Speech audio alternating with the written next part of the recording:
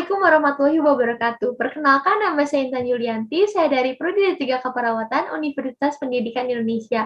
Pada kesempatan kali ini, saya akan menjelaskan tentang proses respirasi pada tubuh manusia. Nah, sebelum ke organ-organnya, saya akan membahas dulu tentang 4 fungsi utamanya nih. Nah, yang pertama ada sebagai fungsi ventilasi paru-paru.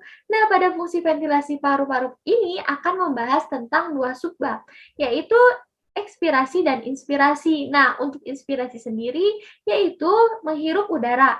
Nah, pada proses inspirasi ini akan diatur oleh syaraf pusat, yaitu bernama medula oblongata. Nah, pada saat proses inspirasi ini, udara itu akan masuk ke dalam paru-paru. Nah, sementara pada otot diafragma otomatis akan mengalami kontraksi karena paru-paru akan mengembang.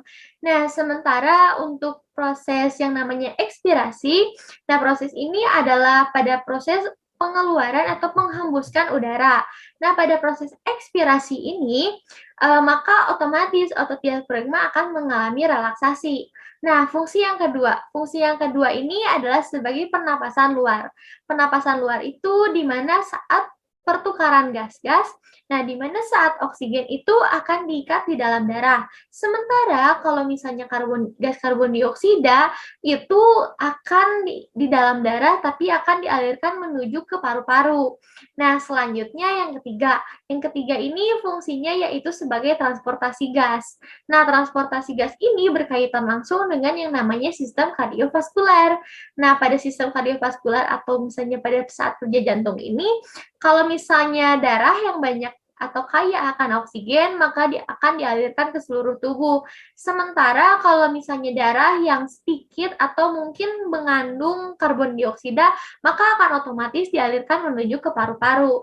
Nah, fungsi yang keempat. Fungsi yang keempat ini adalah sebagai pernapasan dalam. Nah, pada saat pernapasan dalam ini, seperti yang kita tahu, saat proses respirasi ini akan menghasilkan yang namanya energi ATP, dan yang kedua itu akan menghasilkan karbon dioksida, di mana energi ATP dan karbon dioksida ini dihasilkan berasal dari yang namanya oksigen atau oksigen dan glukosa. Nah, setelah kita tahu nih fungsi dari respirasi ini, kita pelajari yuk tiap organnya. Nah, yang pertama ini rongga hidung.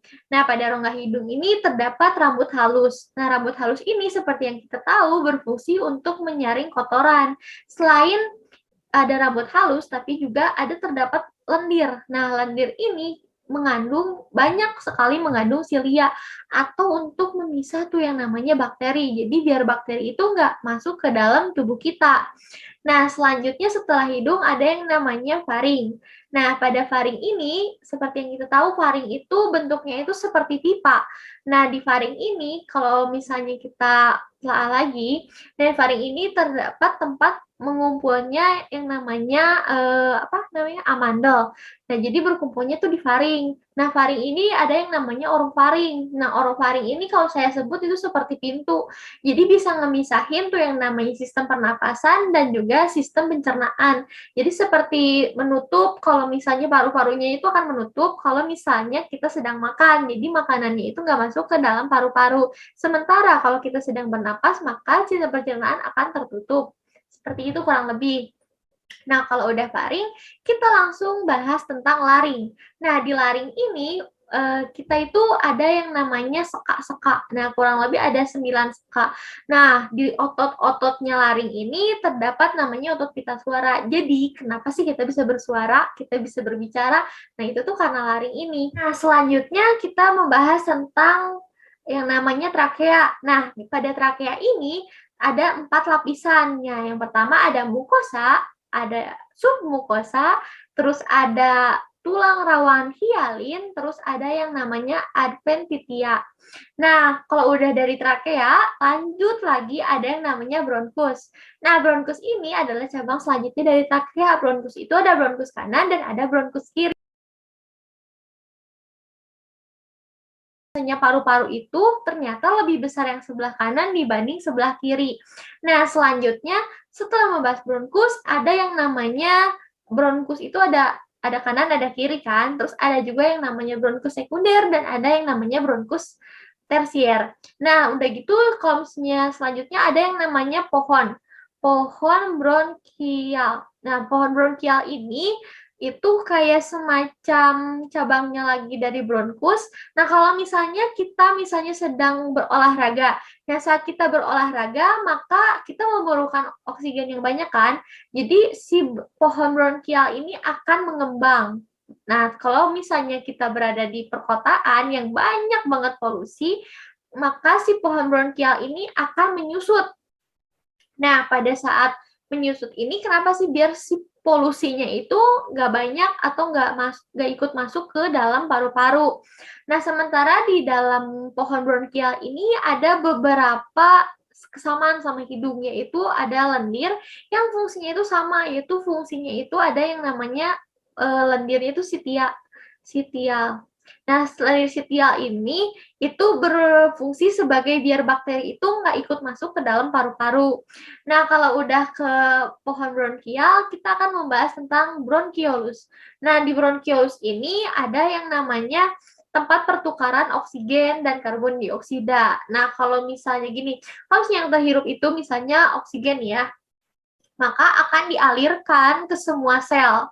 Jadi si oksigen itu akan dimakan oleh sel-sel itu. Nah, kalau misalnya adanya karbon dioksida, nah si karbon dioksida ini justru akan masuk ke alveolus. Nah, alveolus itu bentuknya itu kurang lebih kayak semacam anggur. Nah, si luarnya itu banyak banget yang namanya sel apa sih? Ada merah, ada biru gitu. Jadi kayak banyak banget serabut serabut darah pada saat di apa sih di alveoli ini. Jadi intinya kayak gini, kalau misalnya si darah itu kan misalnya yang kayak akan oksigen misalnya akan dialirkan kalau misalnya banyak oksigennya maka kan akan dialirkan ke seluruh sel. Sementara kalau misalnya ada karbon dioksidanya itu akan dimasukkan ke alveoli atau alveolus ini untuk kemudian kayak eskalator dinaikin ke atas untuk dikeluarkan kembali karbon dioksida yang tidak berguna ini. Anda jangan lupa di sini ada yang namanya kapasitas vital paru-paru seperti ini. Iya, kita itu akan membutuhkan banyak oksigen untuk makan sel yang di dalam tubuh kita nih, yang terjadi pada proses respirasi. Sementara karbon dioksida itu akan dikeluarkan kembali melalui proses ekspirasi. Nah, cukup sekian dari video kali ini. Mohon maaf bila ada salah penyebutan ataupun salah perkataan. Wabillahi taufiq walhidayah. Wassalamualaikum warahmatullahi wabarakatuh.